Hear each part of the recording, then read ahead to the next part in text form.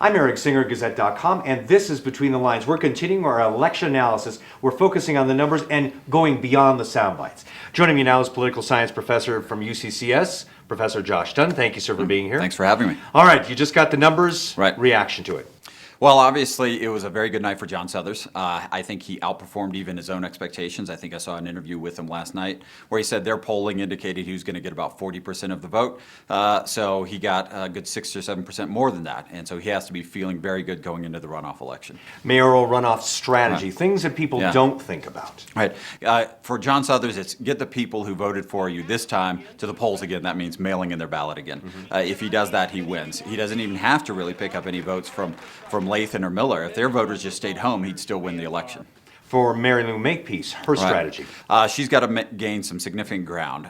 So that means she's got to pick up some voters somewhere. It's not exactly clear where those voters are going to come from. Maybe some Miller voters, maybe some Lathan voters, but obviously she's kind of been postured as the moderate to liberal candidate in the race, so it's unlikely that many Miller or Lathan voters are going to all of a sudden vote for her in the runoff election. Okay, election turnout, 39.04%. We'll say 39% among friends. Ballots cast, 88,966. Registered voters, 227,911. So was it a successful mail-in ballot?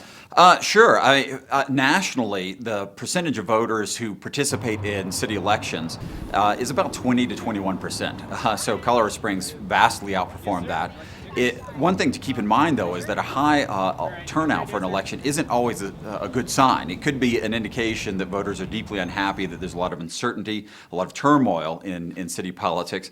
So that's something to consider as well. Obviously, it's less than the last time in 2011. But if you look at the total raw numbers of voters, it's comparable to what we had in 2011. We have about 75,000 more registered voters now than we did 4 years ago. All right, and finally, we're going to be talking about an interesting race with the city council.